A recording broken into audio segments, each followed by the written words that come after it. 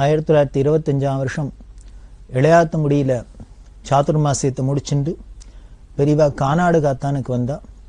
கானாடு காத்தானுக்கு வரத்தே sir MCT Muthiah Chettiar அவர்கள் ரொம்ப பெரிய வரவேற்பு கொடுத்தார். தக்க மரியாதையெல்லாம் பண்ணி பெரியவாளை 15 நாள் கானாடு காத்தான்ல தங்க வச்சார். அதுக்கப்புறம் அங்கேருந்து பெரியவா கடியாப்பட்டிங்கிற இடத்துக்கு வந்தா. இந்த கடியாப்பட்டியில தீனா முத்தையா செட்டியார்ங்கிற பக்தர் அவருக்கு தர்மபூஷணம் அப்படிங்கிற பட்டத்தை கொடுத்தா. ஏன் அவருக்கு இந்த பட்டத்தை கொடுத்தா அப்படின்னா, இந்த குடும்பத்தை சேர்ந்தவா தான் கடலூர்னு சொல்லக்கூடிய திருப்பாதிரிப்புலியூர்ல பாடலீஸ்வரர் கோவில் ஆலய திருப்பணி பண்ணினவா. அதே மாதிரி திருவண்ணாமலையில வெள்ளி ரதம் பண்ணி அருணாச்சலேஸ்வருக்கு காணிக்கை செலுத்தினவா. இப்படி ரொம்ப பெரிய சிவகைங்கரெல்லாம் பண்ணி இருக்கிறதுனால அவளுக்கு தர்மபூஷணம் அப்படிங்கிற பட்டத்தை பெரியவா கொடுத்தா. அப்படி இருக்கிறதே வைநாகர ராமநாதன் செட்டியார் அப்படிங்கிற ஒரு பக்தர், அவர் அமராவதி புதூர் அப்படிங்கிற ஊரை சேர்ந்தவர். அவர் கடியாப்பட்டியில பெரியவாளை தரிசனம் பண்ணிட்டார். ரொம்ப பரம சிவபக்தர், பெரிய தமிழ் அறிஞர். அவர் பெரியவாளை தரிசனம் பண்ணிட்டு ஒரு வாரம் பெரியவாளோடய தங்கி இருந்தார். பெரிய தமிழ் புலவராச்சே, அதனால பெரியவாள்கிட்ட வந்தாக்க பல விஷயங்கள் அபூர்வமா பரிமாறிக்கலாமே, அப்படி இருந்தார் ஒரு வாரம். அப்படி இருக்கிறதே அந்த ஊரை விட்டு கிளம்புறதுக்கு முன்னால இந்த நகரத்தார்கள்லாம் சேர்ந்துட்டு பெரியவாளுக்கு ரொம்ப பெரிய ரிசப்ஷன் ஒன்றும், கிராண்ட் ப்ரொசஷன் ஒன்றும் ஊர்வலத்துக்கு ஏற்பாடு பண்ணியிருந்தா. அதில் பெரியமா பல்லாக்கில் உட்காந்து, புஷ்ப பல்லாக்கில் உட்காந்து வர மேளதாளங்களோட வெகு விமர்சையா நடந்தது. அதுவும் நகரத்தார்கள்லாம் ஏற்பாடு பண்ணி ஒரு காரியம் பண்ணினா இந்த சவரணைக்கு அழகு கேட்பானே, அவ்வளவு கிராண்டா நடந்தது. அந்த ஊர்வலத்துல எல்லாரும், ஊர் பிரமுகாலாம் எல்லாருமா கூட வந்துட்டே இருக்கா. அந்த கூட்டத்தை பார்த்துன்னு வந்த பெரியவாளுக்கு இந்த ராமநாதன் செட்டியாரை காணுமே அப்படின்னு ஒரு ஆச்சரியமா இருந்தது. இப்படி ஒரு வாரம் கூடவே இருந்தார், இவ்வளவு கோலாகலமா இந்த ஊர்வலம் நடக்கிறதே செட்டியார் இல்லையே அப்படிங்கிறதுனால அப்படி இப்படி தேடி பார்த்தா கிடைக்கல. ஊர்வலம் முடிஞ்சு ஜாகைக்கு வந்தது. பல்லாக்க விட்டு இறங்கினோன்னு கூட்டத்தை பார்த்தாக்க ஓரமா ராமநாதன் செட்டியார் நின்றுந்தார். உடனே பெரியவா கூப்பிட செட்டியார்ட்ட கேட்டா, ஊர்வலத்துல உங்களை காணுமே, எங்க போயிருந்தேள் அப்படின்னா. நீங்க காணுமேன்னு தேடினே, எங்க போயிருந்தேள் அப்படின்னோன்னு அவர் உடனே கண்ணால தண்ணி வெடிச்சுன்னு சொன்னார், இல்ல எங்கேயும் போல, நான் கூடவே தான் வந்திருந்தேன் அப்படின்னு. பெரியவாளுக்கு ஆச்சரி, நான் கூட பார்த்தேன் எங்கேயும் பார்க்கலையே அப்படின்னு. உடனே அவர் சொன்னார், இல்ல பெரியவாளோட பல்லாக்க சுமந்துன்னு வந்தேன், அந்த பாக்கியம் இந்த தோளுக்கு இன்னைக்கு கிடைச்சது அப்படின்னு. அவர் பல்லாக்கு தூக்கின்னு வந்திருக்கிற அந்த ஊர்வலம் முழுக்களும். அப்போ அவர் சொன்னார், நமது தமிழ்நாட்டோட மரபு இது மாதிரி மகான்கள்லாம் வந்தா, பக்தாள்லாம் வந்தா, சிவனடியார்லாம் வந்தா அவளை தோல்ல சுமந்துன்னு ஊர்வலமா எடுத்துன்னு வருது அப்படிங்கிறது ஒரு பெரிய சம்பிரதாயம். சமயக்குறவர்கள்லாம் வரத்தை, ஞானசம்பந்தர் அப்பர் அவள்லாம் வரத்தை இப்படி இல்லாம தான் நடந்திருக்குன்னு நாம பார்க்கிறோம். அப்படி அந்த காலத்துல நடந்தது, இன்னைக்கு எங்காலத்திலையும் நடந்தது. பெரியவா வந்திருக்க அந்த ஊருக்கு இப்படி ஒரு ஊர்வலம் நடந்தது. அப்போ தோல்ல சுமக்கிற பாக்கியம் கிடைச்சது. இந்த சரீரம் எடுத்தது, இந்த தோல் இருந்த பாக்கியம் இன்னைக்கு நிறைவேறித்து அப்படின்னு சொல்லி அவர் சந்தோஷப்பட்டு அந்த க்ஷணத்திலேயே பெரியவா மேல ஆசுகுவியா 5 பாமால எழுதி பெரியவாளுக்கு அர்ப்பணம் பண்ணினர். உடனே பெரியவா சிரிச்சுண்டே அதை அங்கீகரிச்சு, இங்க இருக்கிறவாளுக்கு எல்லாருக்கும் நீங்களே இதை பாடி காமிச்சு இதோட அர்த்தத்தை சொல்லுங்க அப்படின்னு. அந்த கவிதையில ரொம்ப பெரிய கவிஞரா இருந்ததுனால அக்கம் அக்ஷி அப்படிங்கிறது, அதாவது அக்ஷிங்கிறது தான் தமிழ்ல அக்கம் அப்படின்னு வருது. இதெல்லாம் வச்சுன்னு அவர் வார்த்தை விளையாடு பண்ணியிருந்தார். பெரியவா உட்காந்து வந்தது பல்லாக்கு இல்லையா, இவரோ பல்லாக்குல உட்காந்துட்டு வர்றார். அந்த பல்லாக்குல பெரியவா உட்காந்து ஊர்வலம் வரத்தே பல்லாயிரக்கணக்கான கண்கள் பார்க்கறது. அதனால பல்லாயிரக்கணக்கான அக்கங்கள் கண்கள்லாம் பார்க்கறதுனாலே அதுல உட்காந்து வரதுனால அதுக்கு பேரே பல்லாக்குன்னு இருக்கு போல இருக்கு அப்படின்னு ஒரு சிலேடையா அந்த கவிதையெல்லாம் சொல்லியிருந்த எல்லாரும் ஆஹா ஆஹான்னு ரசிச்சா.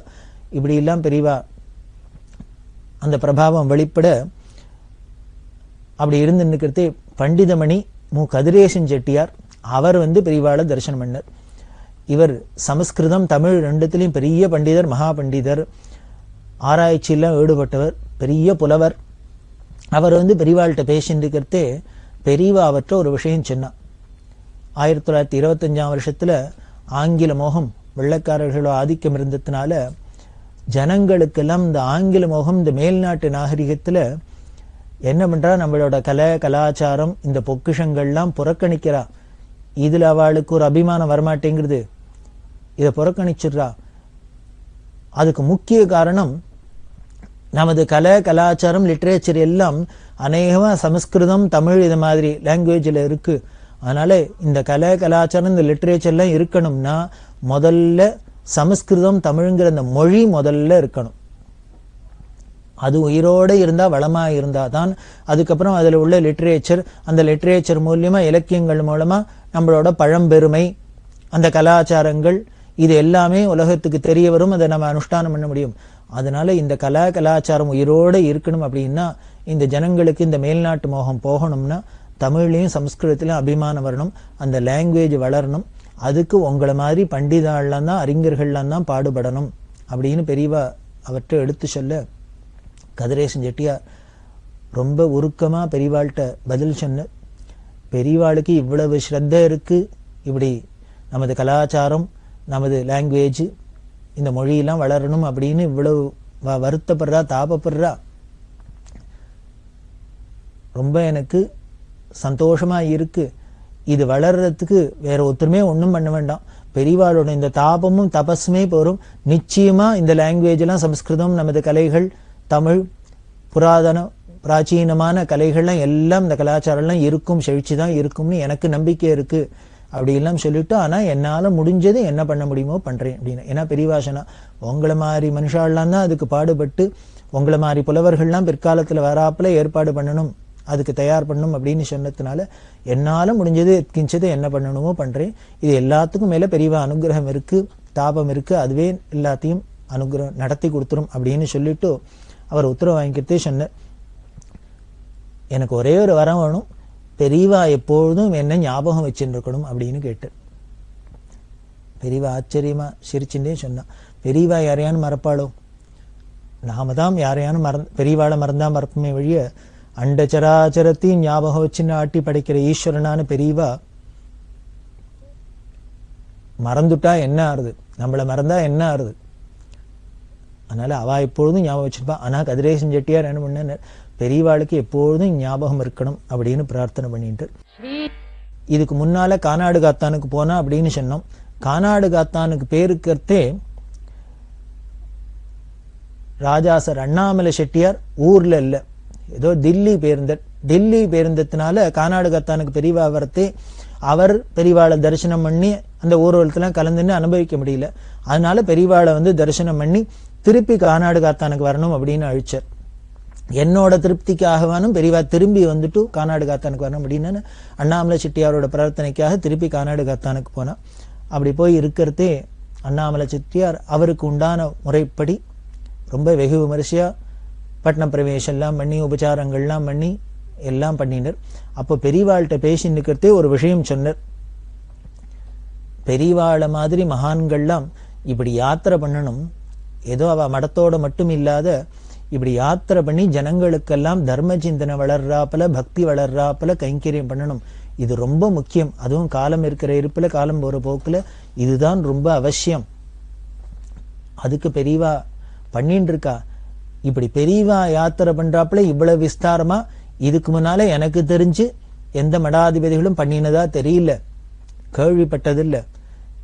ஆனா ஒன்னே ஒண்ணு பிரார்த்தனை பண்றேன், இப்படி பெரியவா பண்ணினாப்புலே எல்லா மடாதிபதிகளும் பண்ணணும் அப்படின்னு நான் ஆசைப்படுறேன். அப்படி பண்ணினாதான் நமது தேசம் நமது நாடு நமது மக்கள் நல்லபடியா இருக்க முடியும், க்ஷேமா இருக்க முடியும். அதனால பெரியவாளை ஃபாலோ பண்ணி எல்லா மடாதிபதிகளுமே இப்படி விஸ்தாரமா யாத்திரை பண்ணணும், தர்ம பிரச்சாரம் பண்ணணும் அப்படி எல்லாம் பெரியவாள்கிட்ட பிரார்த்தனை பண்ணிட்டார். அதுக்கு மேல இன்னொன்னு சொன்னார். இந்த மேல்நாட்டு மோகத்துல ஆங்கில மோகத்துல முதல்ல பாதிக்கப்பட்டது யாருன்னா பிராமண குடும்பங்கள் தான். வெள்ளக்காராலும் அவளை தான் முதல்ல ஆசை காட்டி இழுத்து அப்படி பண்ணினதுனால அவளை ஃபாலோ பண்ணி மற்ற சமுதாயத்தை சேர்ந்தவா எல்லாரும் அந்த பக்கத்துக்கு திரும்புறா. அதனால என்ன பண்ணும் அப்படின்னா இவாளுக்கு இந்த பிராமணாளுக்கு முதல்ல இந்த ஆங்கில மோகம் மேல்நாட்டு மோகம் போறாப்புல பெரியவாதான் அதுக்கு வழி சொல்லணும் அப்படின்லாம் சொல்லிட்டு, அதே மாதிரி பிராமண சமுதாயத்துல வரதட்சணைங்கிறது ஒரு பெரிய கஷ்டமா இருக்கு. பெண்களுக்கு காலாகாலத்துல கல்யாணம் ஆக முடியாதபடிக்கு இந்த வரதட்சணை ஒரு கொடுமையா இருக்கு.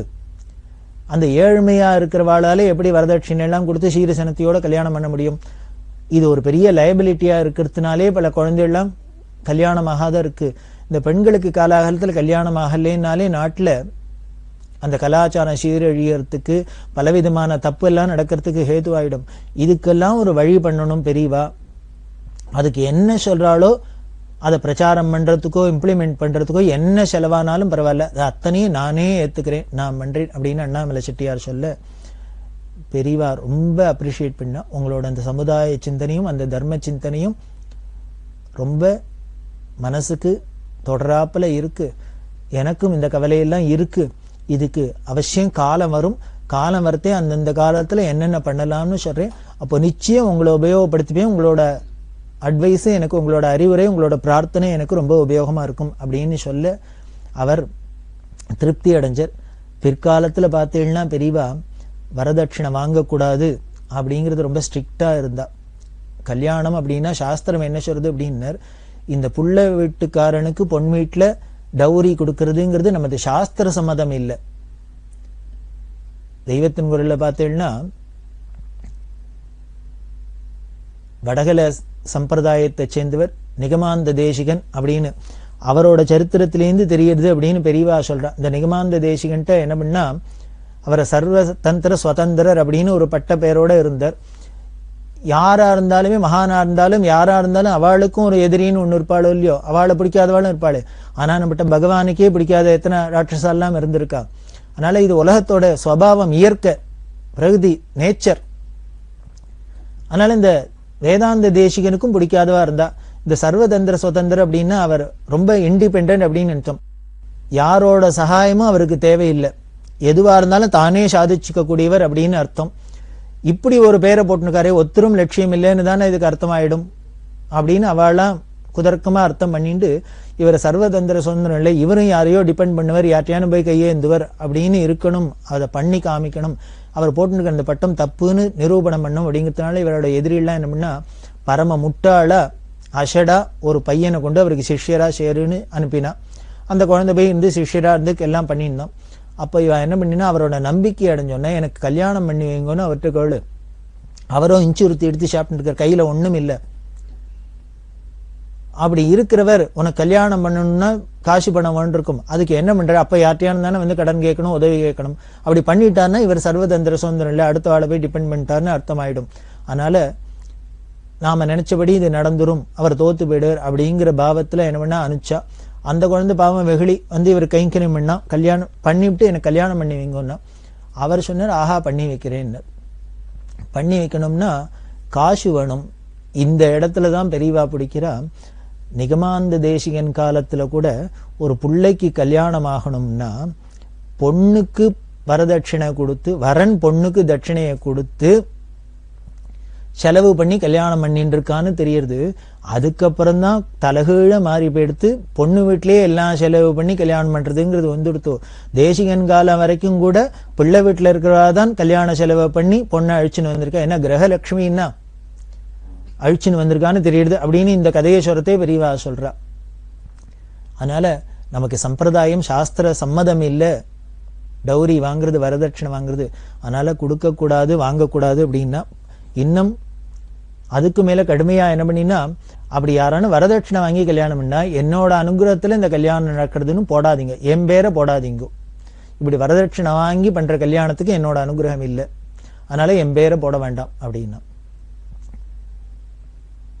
ஆனா நாம என்ன பண்ணுவோம்னர், பெரியவா போட விட்டாலும் விடுவோமே வழிய வர பணத்தை விடுறதுக்கு நமக்கு அஜ்ஞானம், மனசு வரமாட்டேங்கிறது. அப்படி இருக்கக்கூடாது. ஏன்னா பெரியவா அனுகிரகத்து மேல, குரு கிருபைக்கு மேல, ஆச்சாரிய அனுகிரகத்துக்கு மேலேயா நம்ம சம்பாதிக்க வேண்டியது ஒண்ணு இருக்கு. அது வந்துடுத்துனாலே காமதேனு கல்ப விருட்சம், அது வந்துடுத்துனாலே மீதி எல்லாம் நமக்கு வந்துடும். இகத்துக்கா இருக்கட்டும் பரத்துக்காகட்டும் எதுக்கு வேணும்னாலே எல்லாம் கொட்டிடும். அதனால பெரியவா அனுகிரகம் தான் முக்கியம். அந்த வரதட்சணை வாங்கக்கூடாது அப்படிங்கிறது ரொம்ப ஸ்ட்ரிக்ட்.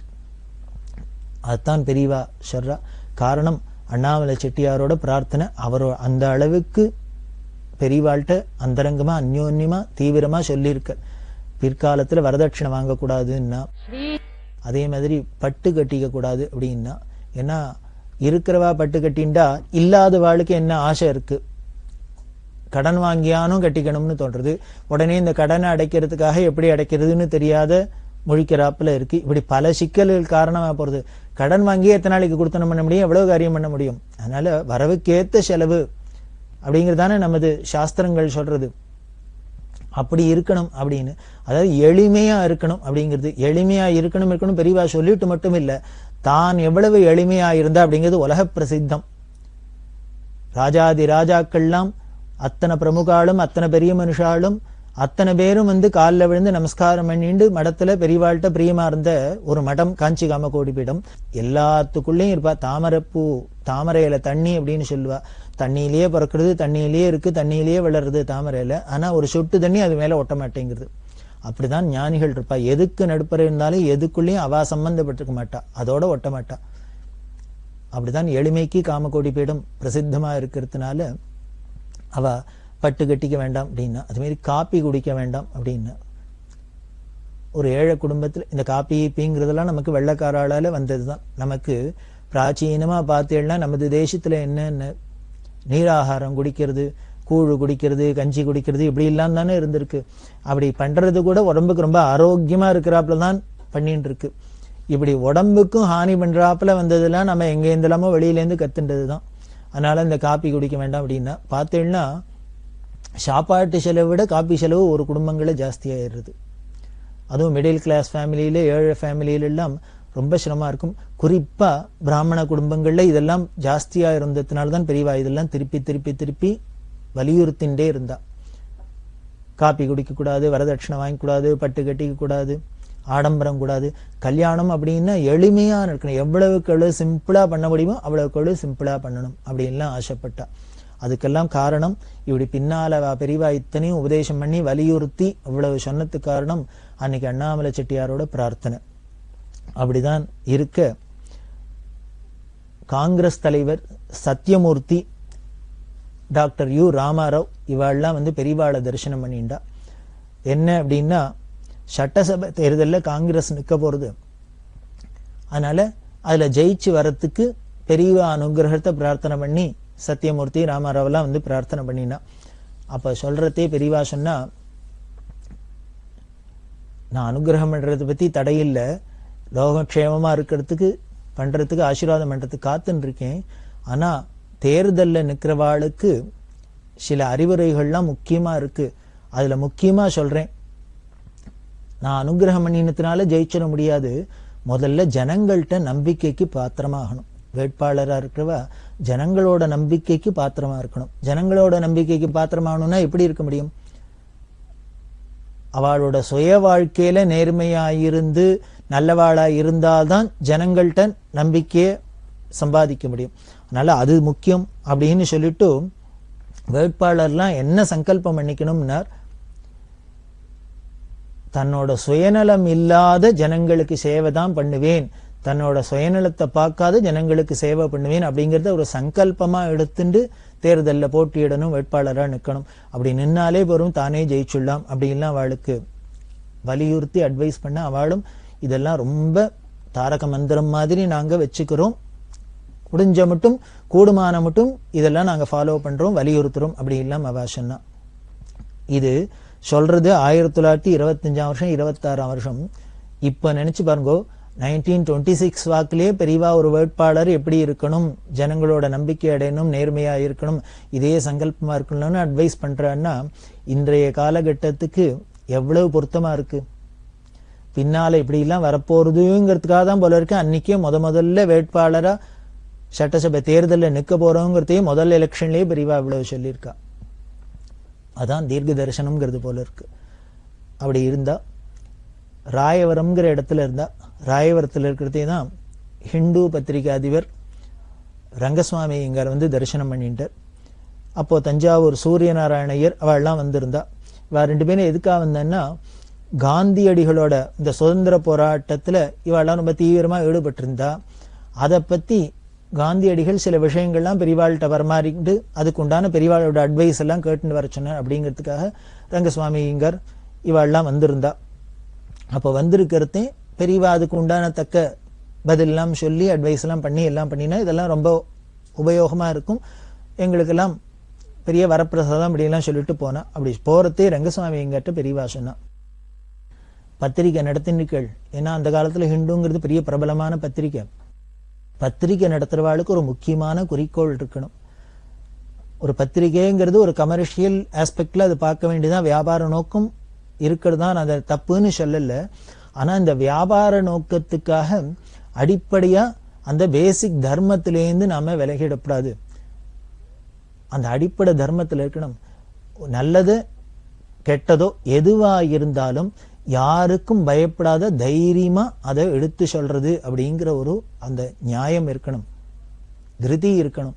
அது பத்திரிகைக்காரர்களுக்கு ரொம்ப அவசியம். அப்படின்னா எப்படி ஒரு ஜேர்னல் இருக்கணும், ஜேர்னலிஸ்ட் இருக்கணும், ஜேர்னலிசம் இருக்கணும் அப்படிங்கிறதுக்கெல்லாம் ரொம்ப ரங்கசுவாமி எங்கிட்ட பெரியவா அட்வைஸ் பண்ணிட்டு, அதே மாதிரி ஜனங்களுக்கு பக்தி இருக்கணும், பக்தி வளரணும்.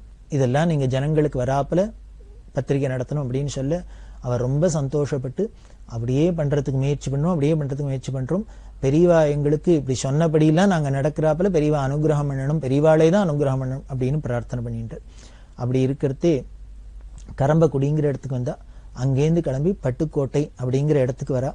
அந்த பட்டுக்கோட்டையில வரவேற்பெல்லாம் முடிச்சுட்டு, கரம்பக்குடியில முடிச்சுட்டு பட்டுக்கோட்டைக்கு வரத்தே அந்த ஊர் எல்லை வரைக்கும் தாண்டி எல்லாரும் ஜனங்கள்லாம் கொண்டு விடுவா. அப்படி 5 கிலோமீட்டர் தாண்டி வந்தாச்சு. திடீர்னு சவாரியை நிறுத்த சொன்னா. இன்னும் ஒரு வயசானவர் கூட வந்து நிற்கார். அவரை பார்த்தா அவர் உடனே கொண்டு வந்த பழம் புஷ்பம் எல்லாத்தையும் பெரியவாளுக்கு அர்ப்பணம் பண்ணினார். எந்த ஊர்னா கரம்பக்குடின்னா. அங்கேயே இருந்து என்னை பார்த்துருக்கலாமே அப்படின்னு சொன்னா, அங்க பார்த்தேன் பெரியவாளை ஏகாந்தமா தனிமையில பார்த்து தரிசனம் பண்ணணும் அப்படிங்கிறதுக்காக தான் கூட வந்தேன், அங்க கூட்டமா இருந்ததுனால அப்படின்னு சொல்லி தான் பெரியவா மேல எழுதின கவிதையெல்லாம் பெரியவாள்கிட்ட பாடி காமிச்சார்.